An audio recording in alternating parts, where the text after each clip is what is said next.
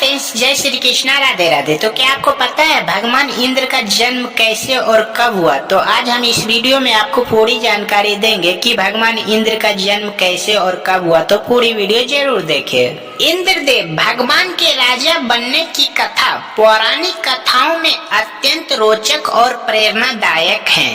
ये कहानी हमें न केवल उनके साहस और बलिदान के बारे में बताती है, बल्कि ये भी दिखाती है कि कैसे उन्होंने देवताओं का नेतृत्व में अपने कर्तव्यों और धर्म का पालन से प्राप्त किया। आइए इस कथा को विस्तार से और रोचक ढंग से समझते हैं। इंद्र का जन्म कश्यप ऋषि और आदित्य के पुत्र के रूप में हुआ था। उन्होंने देवताओं का प्रमुख इसलिए भी कहा जाता है क्योंकि वे आदित्यों में सबसे बलशाली, बुद्धिमान और तेजस्वी थे। उनके नाम का अर्थ है इंद्र, अर्थात जो इंद्रियों पर विजय प्राप्त करे। बचपन से ही वे साहसी, पराक्रमी और न्यायप्रिय थे। सतयुग के अंत और त्रेता युग के शुरुआत में पृथ्वी पर असुरों और दैत्यों का बहुत अधिक आतंक था। असुरों के राजा महाबली, तारकासुर, वृत्रतासुर जैसे शक्तिशाली योद्धाओं ने देवताओं को पराजित करना शुरू कर दिया था। देवता अपने आप को असहाय महसूस करने लगे और उन्होंने ब्रह्मा जी से सहायता मांगी। ब्रह्मा जी ने कहा कि असुरों का विनाश केवल एक ऐसा योद्धा कर सकता है जो निडर, बुद्धिमान और धर्म के मार्ग पर अडिग हो।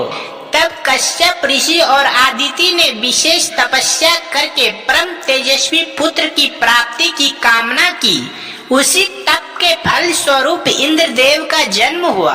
जब इंद्र युवा हुए तो उन्होंने शास्त्र विद्या में अत्यंत निपुणता प्राप्त की।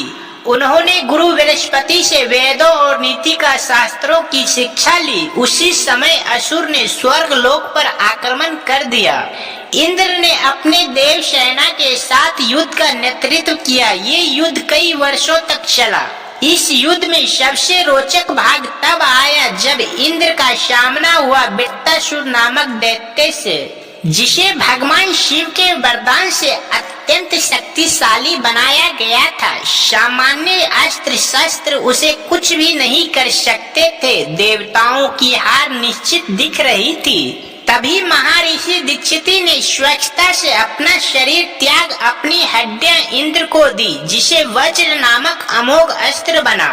इंद्र ने वज्र का प्रयोग करके वृत्रासुर का वध किया। इस वीरता और त्याग के कारण देवताओं ने उन्हें देवेंद्र यानी देवों का राजा घोषित किया। ये घटना न केवल उनकी वीरता को ये दर्शाती है, बल्कि ये भी दिखाती है कि एक सच्चा राजा वही होता है जो अपने लोगों की रक्षा के लिए अपना सर्वस्व समर्पित कर दे। इंद्रदेव के राजा बनने के बाद उनका कार्य सरल नहीं था। उन्हें न केवल असुरों से लड़ना पड़ा, बल्कि अपने भीतर के अहंकार से भी। एक बार जब इंद्र को अहंकार हो गया कि उन्होंने ही सब कुछ किया है, तब बृहस्पति ने उन्हें छोड़ दिया। तब इंद्र को एहसास हुआ कि एक सच्चा राजा केवल शक्ति से नहीं, बल्कि विनम्रता, ज्ञान और गुरु की कृपा से भी बनता है। एक और प्रसिद्ध घटना नहुष प्रसंग, जब इंद्र बृहस्पति के क्रोध से छिप गए और नहुष को अस्थायी रूप से स्वर्ग का राजा बनाया गया। लेकिन नहुष अहंकार हो गया और इंद्र की अनुपस्थिति में देवताओं ने महसूस किया कि एक सच्चे राजा की पहचान केवल सिंहासन पर बैठने से नहीं होती, बल्कि कर्तव्य, संयम और न्याय से होती है। वज्रधारी योद्धा, उनका मुख्य अस्त्र वज्र है जो दीक्षिति ऋषि की हड्डियों से बना है। इंद्र का वाहन ऐरावत नामक दिव्य हाथी है। वे स्वर्ग लोक के द्वार और देवता के अमृत की रक्षा करते हैं। इंद्र को मेघराज भी कहा जाता है। वर्षा, बिजली और तूफानों के वे अधिपति हैं। इंद्र ने कभी युद्ध से पीछे नहीं हटे, चाहे कितनी भी कठिनाई आई हो। उन्होंने अपने अनुभवों से सीखा कि विनम्रता एक राजा का सबसे बड़ा कर्तव्य है। जब बृहस्पति ने साथ छोड़ा तब इंद्र ने समझा कि गुरु के बिना ज्ञान अधूरा है। ऋषि दीक्षिति का बलिदान हमें सिखाता है कि समाज की रक्षा के लिए कोई भी त्याग छोटा नहीं होता। इंद्रदेव का राजा बनने की कथा न केवल धार्मिक दृष्टि से महत्वपूर्ण है, बल्कि ये एक प्रेरणादायक गाथा भी है, जिसमें पराक्रम, ज्ञान, तप, त्याग और विनम्रता का सुंदर संगम देखने को मिलता है।